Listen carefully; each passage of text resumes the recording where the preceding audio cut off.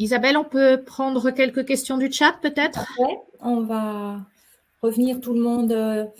Voilà, Isabelle, Jean Didier. Donc, dans le chat, alors, je vais marquer quelques questions. Pourriez-vous rappeler le moment où sur le site, la capitalisation sera mise en ligne et l'adresse?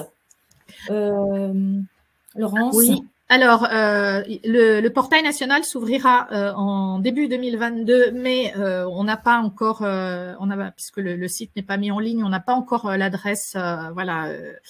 Mais ça, on pourra vous la faire parvenir. Et en attendant, vous pouvez aller regarder sur le répertoire de France Asso, qui intègre, qui recense toutes les actions en prévention, promotion de la santé. Vous retrouverez une fiche sur l'outil Pacing.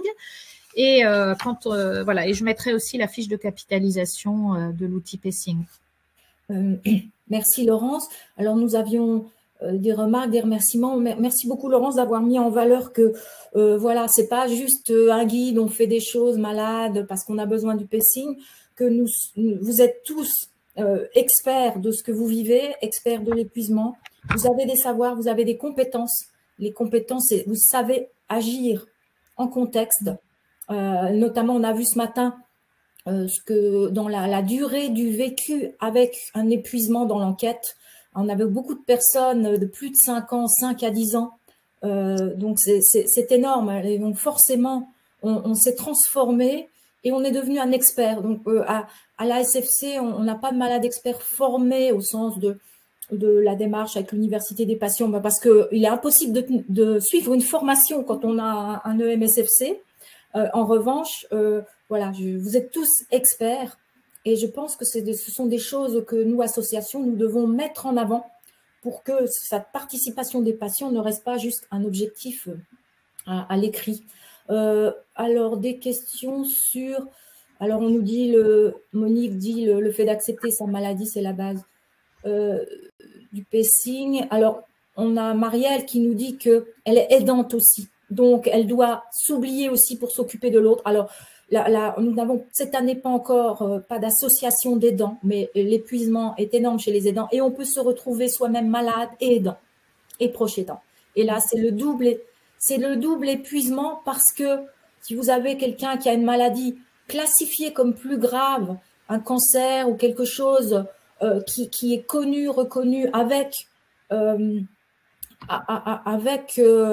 et que vous êtes plus jeune et que vous vous sentez responsable d'elle ou aidant, c'est très, ça devient à ce moment-là extrêmement difficile de trouver une place pour soi, pour ce dont on parlait tout à l'heure. On nous parle aussi de la pression de l'entourage qui ne comprend pas.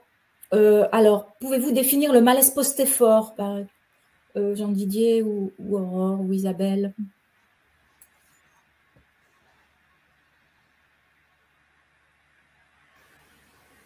Ok, je me lance. Donc, le malaise post-effort, c'est pas effectivement quelque chose de facile à définir, je trouve. Alors, c'est peut-être pour ça qu'on hésitait tous en train de se dire comment on va parler de ça, mais vous pourrez réajuster.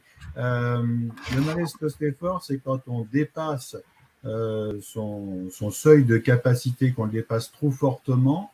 On arrive à un état de crash. Alors, comme je disais tout à l'heure, souvent en décalé par rapport au moment où on a produit un effort. Alors, pas uniquement physique, ça peut être aussi intellectuel, ou qu'on a eu émotionnellement quelque chose qui s'est rajouté. Bref, il y a un ensemble d'éléments qui arrivent, qui font une surcharge, et là, il y a une dégringolade.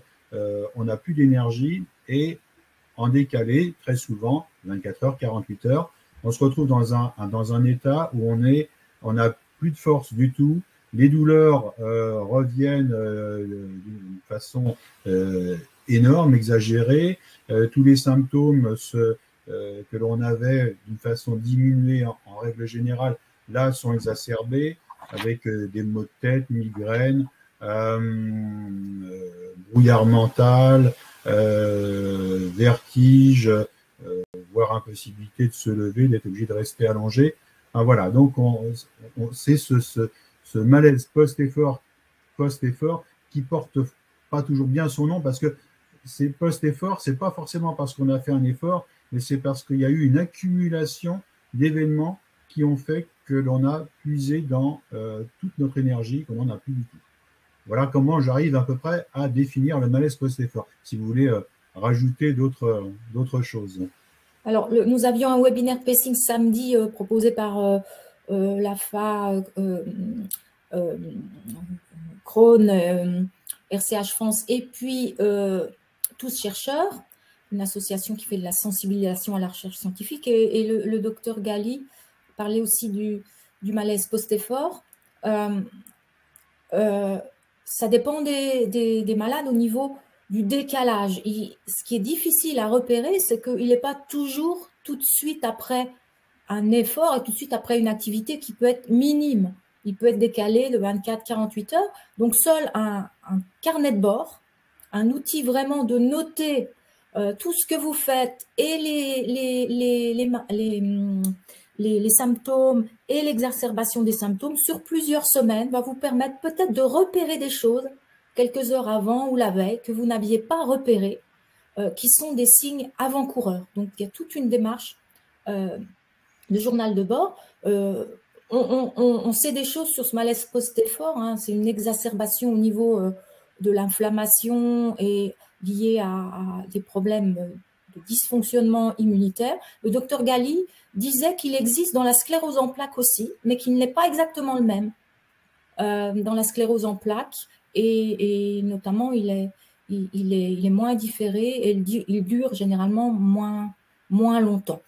Mais en fait, pour d'autres pathologies où il n'y a pas en soi le malaise post-effort, il peut y avoir tout à fait des symptômes qui reviennent de façon très, très importante et qui nécessitent qu'on renforce ces stratégies de pacing.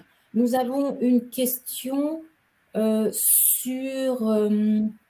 alors, je l'ai perdu.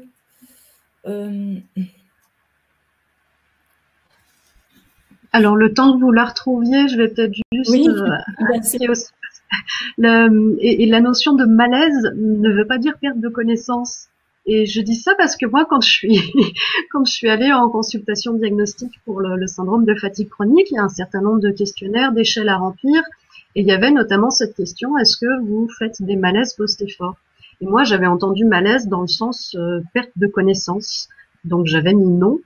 Et ensuite, dans la reprise en direct avec le médecin, voilà, quand j'ai réalisé qu'en fait cette notion de malaise, ça voulait pas dire perte de conscience, malaise vagal, mais que ça voulait dire exacerbation des symptômes. Vous voulez dire tomber dans un trou. Moi, j'appelais ça tomber dans un trou, en fait, qui était effectivement le moment où plus rien n'était possible et il fallait juste que tout s'arrête et attendre que ça passe. Et ça peut mettre pas mal de temps pour passer.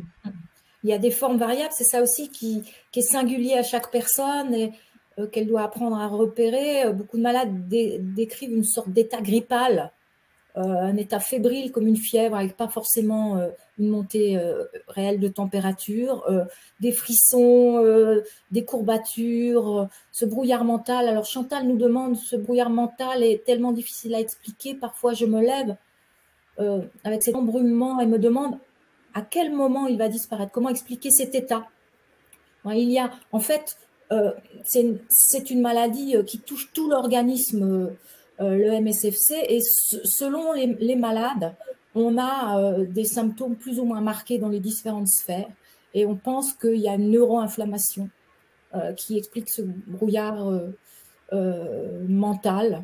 Et cette inflammation, de toute façon, à bas niveau, elle est permanente même quand on est en vert dans le MSFC, et elle est amplifiée par les activités, l'effort, le fonctionnement des muscles. Et quand on dit activité, c'est tout. Hein. Tout à l'heure, vous parliez d'une bonne ou une mauvaise nouvelle, de l'émotionnel, même positif, une grande joie peut vous provoquer un malaise post-effort et consommateur d'énergie, un travail bien sûr intellectuel, une préoccupation quelconque, et puis bien sûr faire fonctionner ses muscles et tout ce qu'on connaît bien sur la sphère physique. En fait, ça donne vraiment l'impression que notre cerveau, il se met en veille avant d'exploser réellement. C'est comme si tout était si agressif pour essayer d'expliquer le brouillard mental que il se débranche, enfin, il se débranche pas du coup, parce que c'est pas ça, mais c'est la sensation qu'il se met en veille et qu'à partir du moment où il se met en veille, il n'y a plus rien qui fonctionne jusqu'à qu'il décide de nous redonner une barre de batterie parce qu'on s'est mis en veille suffisamment longtemps. C'est vrai que, comme dit Chantal, c'est très difficile à expliquer parce que tout devient impossible dans les sens, en fait, de regarder la lumière, d'écouter une voix aussi douce soit-elle, d'interagir, de se lever. Même à dessiner, ce serait compliqué. Nous avons une question d'Isabelle qui nous dit « J'ai le guide pacing, j'ai toutefois du mal à mettre en œuvre les outils, le planning, trop fatigué. Y a-t-il des groupes d'échange à ce sujet pour s'entraîner et se soutenir ?» Alors, nous avons donc Isabelle qui a son groupe sur les réseaux sociaux. En fait, à la SFC, nous sommes une quinzaine de bénévoles et nous n'avons pas les moyens pour l'instant, les ressources de mettre en œuvre des groupes vraiment d'échange en visio destiné au pacing. Il y a un gros besoin là-dessus. J'en profite pour faire un appel à ceux d'entre vous, dans la mesure de leurs moyens, si vous avez, vous sentez déjà en maîtrise du pacing, si vous avez des choses à partager, les portes sont grandes ouvertes.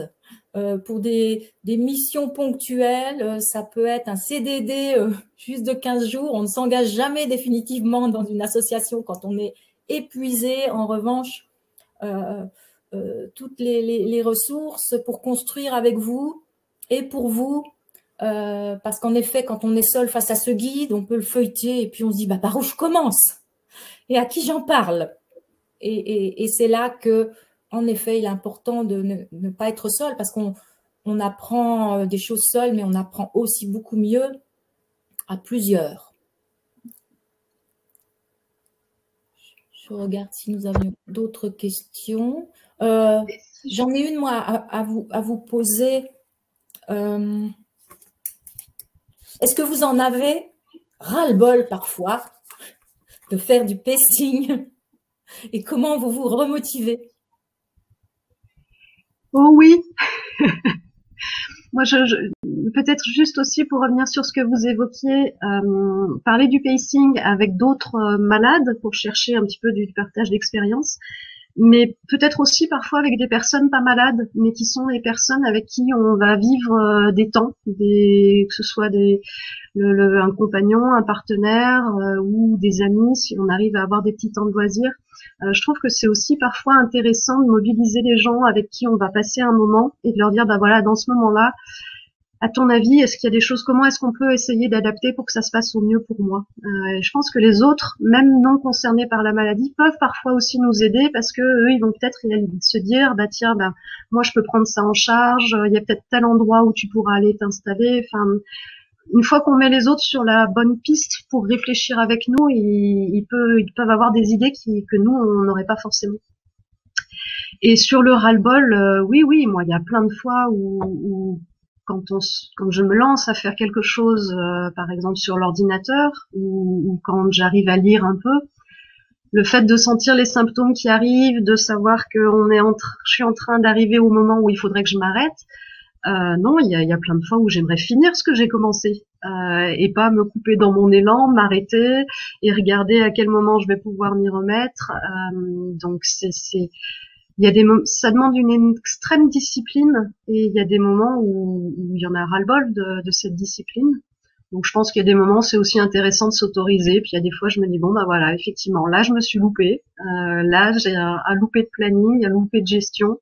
Des moments aussi où on a deux besoins prioritaires en même temps. En même temps, c'est le moment d'aller manger et en même temps, on est trop fatigué pour aller manger. Qu'est-ce qu'on fait passer en premier à ce moment-là?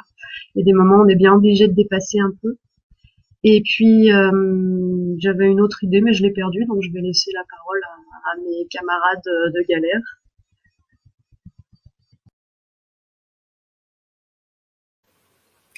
Je croyais que... oui, c'est vrai qu'il y a du ras-le-bol, bien évidemment. Tu l'as bien dit, quand on est à faire quelque chose et on a envie de continuer parce que on se fait plaisir dans une activité. Et c'est important de se faire plaisir et de s'autoriser, je disais à aller mieux, mais s'autoriser à se faire plaisir. C'est-à-dire que moi, très souvent, quand je regardais mon planning, au départ, ce que j'avais à faire, je me disais, mais j'ai rien fait de ma journée, parce que j'ai rien fait qui me plaisait. Donc, de pouvoir faire des choses qui nous plaisent de temps en temps, c'est important, ça fait du bien pour le moral. Et quand on fait quelque chose qui nous plaît, ben, on a envie de continuer un peu plus longtemps. Et parfois, on a envie de dire des gros mots à la maladie pour lui dire j'en ai marre et je veux continuer à faire ce que j'ai envie de faire. Bon, voilà. Parfois, ça peut avoir des conséquences fâcheuses, donc il faut faire attention. Et on se rappelle à l'ordre quand même, quand on a fait un dépassement modéré, et pour la bonne cause, entre guillemets, parce qu'on s'est fait plaisir, parce que on a fait un repas en tête à tête et on a mangé un peu plus, on est resté un peu plus longtemps, on s'est couché un peu plus tard, mais c'était tellement chouette que finalement, ça vaut le coup. Hein. Donc, je pense que c'est bien de s'autoriser un tout petit peu, de temps en temps, modérément, à déplacer un peu, dépasser les choses. Et puis, voilà. Donc, du coup, là, il y a de temps en temps, on met le pacing un tout petit peu de côté. Il ne faut pas que ça se répète trop souvent quand même. Hein. J'en profite, je pense aussi aux amis bienveillants qui sont là aussi. Moi, je me souviens d'un repas avec des amis. J'étais un peu fatigué juste après le repas, et pourtant j'ai mangé léger, mais voilà. Et eux, ils avaient envie de faire un petit tour. Ils m'ont dit, Jean-Didier, il y a un canapé qui te tend les bras, va t'asseoir, il y a une petite couverture, si tu veux te reposer, profite, tu fais comme chez toi. Ça fait du bien. Parce que mon envie, c'était de les suivre pour faire comme tout le monde, pour pas être mis de côté. Mais eux, d'entrée de jeu, m'ont mis à l'aise en disant, non, vas-y, repose-toi, et quand on viendra, on pourra reprendre la discussion. Et ça, c'est super sympa. C'est aussi ma femme qui vient me voir dans mon garage, parce que je faisais une petite bricole. Il dit, dis donc, ce serait peut-être bien, il est 4 heures, viens, on va prendre un petit café, une petite boisson chaude, et puis ça veut dire en clair, bon, il est temps que tu arrêtes, ou qu'est-ce que tu fais là, et qu'est-ce que tu fais de ton pacing, hein? Donc il y a aussi l'entourage bienveillant qui peut nous aider à tenir le coup. Et puis j'ai retrouvé mon idée. Je vous coupe pas la parole là. C'est aussi quand on s'améliore, quand on va un petit peu mieux. Comme moi, je fluctue un petit peu entre deux états, les moments où je suis plutôt dans une phase modérée. J'ai moins besoin de contraindre, limiter mes temps d'activité, d'assurer mes temps de repos, de fractionner ce que je fais. J'ai moins besoin de me contraindre parce que j'ai un petit peu plus de ressources. Et par contre, les moments où je fais le chemin inverse et où je reflirte un peu plus avec l'état sévère et où là, il est nécessaire que je m'organise plus, que j'anticipe plus, que je réduise la voilure de ce que je peux faire, là, c'est compliqué. Quand on a mis un peu de côté certaines adaptations, certaines contraintes parce qu'on avait un meilleur fonctionnement, le fait de revenir à des adaptations plus soutenues, c'est pas toujours simple. Et dans ces cas-là, je me fais des piqûres de rappel, c'est-à-dire je retourne voir des vidéos de patients sur YouTube, je retourne lire certains articles sur le blog de la SFC autour du pacing pour réactiver un certain nombre de stratégies et de choses que je fais naturellement quand j'ai moins d'énergie et que j'ai tendance à perdre un petit peu quand j'ai un peu plus d'énergie. Et revenir, il y a plein de moments où en fait c'est indispensable et il y a un petit cap à passer comme ça pour réactiver et remettre en route ce qu'on faisait assez naturellement avant. Merci beaucoup. On arrive vers la fin de notre temps de parole. Pour conclure, une question à chacun d'entre vous. Quel conseil auriez-vous aimé qu'on vous donne au début de votre épuisement, quand c'est arrivé au début, si maintenant vous pouviez rembobiner, quel conseil vous aurait été précieux? Moi, ce serait tout simple. Vu que moi, je me disais, il faut que tu te bouges, ça ira mieux. J'aurais aimé qu'on me dise, non, non, non, il faut que tu cesses de t'activer pour que ça aille mieux. Écoute-toi, ton corps, il te dit des choses, il faut que tu sois à l'écoute de ton corps. Je pense que ça aurait été un conseil bien précieux.